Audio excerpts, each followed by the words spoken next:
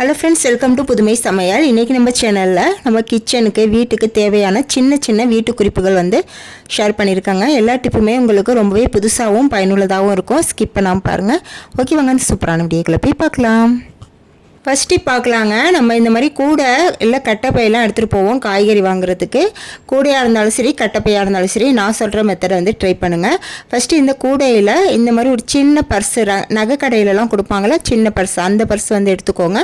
இப்போ அதில் ஊக்கு போட்டு இந்த கூடையில் மேல் பாகத்தில் ஒரு ஓரமாக இன்சர்ட் பண்ணிடுங்க. இப்போ நான் இன்சர்ட் பண்ணிவிட்டு காட்டுறேன் பாருங்கள். இந்த மாதிரி பண்ணிடுங்க. ஊக்கு போட்டு அதுக்கப்புறம் அந்த கூடையிலே ஜாயின் பண்ணிடுங்க. இப்படி பண்ணியும் போது பார்த்திங்கன்னா நம்ம கூடையில் ஏதாவது பொருட்கள் வாங்கும் போது அந்த சில்லறை காசு ஏதாவது நமக்கு தேவைப்படும், இல்லை பணம் ஏதாவது தேவைப்படும். அதை நம்ம பேக்கில் தேடிட்டுருப்போம் எடுக்கிறதுக்கு. நீங்கள் இந்த மாதிரி கூடையோடையே இன்சர்ட் பண்ணி வச்சிட்டிங்க அப்படின்னா நம்ம டக்குன்னு எடுத்து யூஸ் பண்ணுறதுக்கு நமக்கு ரொம்பவே வசதியாக இருக்குங்க. நெக்ஸ்ட் டிப்புக்கு நான் எடுத்துருக்கிறது பார்த்தீங்கன்னா இந்த மாதிரி ஒரு ஸ்பாஞ்சுங்க. இது என்ன ஸ்பாஞ்சுன்னு பார்த்தீங்கன்னா பாத்திரம் கழுவுறதுக்கு கொடுப்பாங்களா அந்த ஸ்பாஞ்சு தாங்க. இந்த மாதிரி ஸ்பாஞ்சை நம்ம எதுக்கு யூஸ் பண்ணலாம் அப்படின்னு பார்த்தீங்கன்னா, நம்ம சூடான டீ கப்லாம் மேஜையில் வைக்கும் போது இதுக்கு மேலே நம்ம வைக்கலாங்க. சூடு கீழே படாது. இதுக்காக நம்ம தனியாக எதையுமே விலை கொடுத்து வாங்கணும் அப்படின்னு அவசியம் இல்லை. இந்த ஸ்பாஞ்சோட ரேட் பார்த்தீங்கன்னா 5 ரூபா தாங்க. இதை நீங்கள் வாங்கி வச்சிட்டிங்கன்னா இந்த மாதிரி யூசஸ்க்கு நம்ம யூஸ் பண்ணிக்கலாம். அடுத்த டிப்பு பார்த்திங்கன்னா, நம்ம வீட்டில் பருப்பு, கோதுமை மாவு, அரிசி இதெல்லாம் நிறைய வாங்கி ஸ்டோர் பண்ணி வைக்கும் போது அதில் வண்டு வர ஆரம்பிச்சிருங்க. அந்த மாதிரி ப்ராப்ளம் இல்லாமல் இருக்கிறதுக்கு நீங்கள் பிரியாணி இலை இருக்குது பாருங்கள், பிரிஞ்சி இலைன்னு சொல்லுவாங்களே, அந்த இலையை நீங்கள் அதில் போட்டு வச்சுக்கோங்க. நீங்கள் எவ்வளோ குவான்டிட்டியில் எடுக்கிறீங்களோ அதுக்கு தகுந்த மாதிரி நீங்கள் கூட குறைச்ச இலையை போட்டுக்கோங்க. இந்த மாதிரி போட்டு வைக்கும் போது நமக்கு வண்டு பூச்சி எதுவுமே வராமல் இருக்குங்க. இந்த டிப்பு ரொம்பவே யூஸ்ஃபுல்லாக இருக்கும். கண்டிப்பாக ட்ரை பண்ணி பாருங்கள். அடுத்த டிப்புக்கு இந்த மாதிரி ஒரு கேரி பேக் எடுத்துக்கோங்க. இதை நம்ம கைகளில் இந்த மாதிரி மாட்டிக்கலாம். இப்போ நம்ம கைகளில் வளையல் போடலாங்க. சில பேர் பார்த்தீங்கன்னா வளையல் கொஞ்சம் டைட்டாக இருக்குங்க, போடுறதுக்கு ரொம்பவே சிரமமாக இருக்கும், சின்ன சைஸாக வாங்கிடுவாங்க. அந்த மாதிரி இருக்கும்போது நீங்கள் இந்த மாதிரி கேரி பேக் போட்டு அதுக்கு மேலே நீங்கள் வளையல் போடும்போது பார்த்தீங்கன்னா அந்த கேரி பேக்கோட வளவளப்பு தன்மையில் டக்குன்னு நமக்கு வளையல் உள்ளே போயிருங்க, கை உள்ளே போயிடும். இந்த மாதிரி அந்த மாதிரி டைமில் நீங்கள் இந்த டிப்பை ஃபாலோ பண்ணி பாருங்கள், ரொம்பவே யூஸ்ஃபுல்லாக இருக்கும். அடுத்த டிப்புக்கு நம்ம வீட்டில் கட்டைப்பையெல்லாம் ஆர்கனைஸ் பண்ணுறதுக்கு சூப்பரான டிப்பு சொல்கிறேங்க. அதுக்கு ஃபஸ்ட்டு ஒரு கட்டைப்பை எடுத்துக்கோங்க.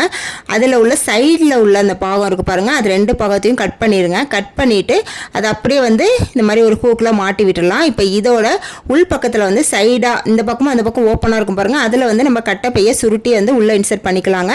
அந்த மாதிரி தான் நான் ஆர்கனைஸ் பண்ணி மாட்டியிருக்கேன் பாருங்கள், உங்களுக்கு பார்த்தா தெரியும். இந்த மாதிரி பண்ணும்போது பார்த்தீங்கன்னா ஒரே இடத்துல நிறைய கட்டைப்பை நம்மளால் ஆர்கனைஸ் பண்ண முடியுங்க. ட்ரை பண்ணி பாருங்கள். அடுத்து நம்ம பச்சை மிளகாலாம் ஸ்டோர் பண்ணும்போது பார்த்தீங்கன்னா பழுத்து போயிருங்க ரொம்ப சீக்கிரமாகவே.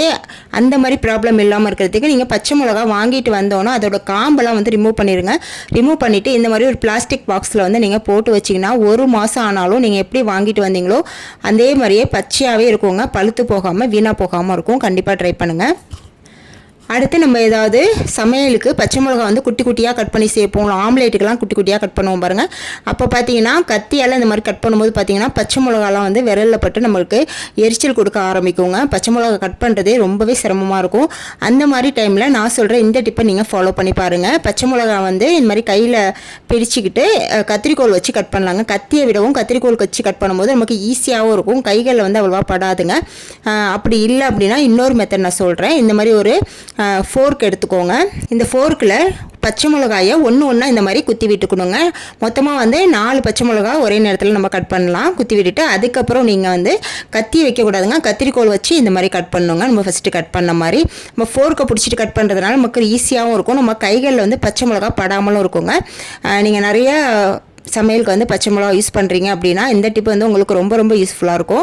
அப்படி இல்லைனா நான் ஃபஸ்ட்டு சொன்ன டிப்பு 1-2 பச்சை மிளகா தான் கட் பண்ணுறீங்க அப்படின்னா நீங்கள் கைகளில் பிடிச்சிட்டு நீங்கள் கத்திரிக்கோல் வச்சு கட் பண்ணிடலாம்.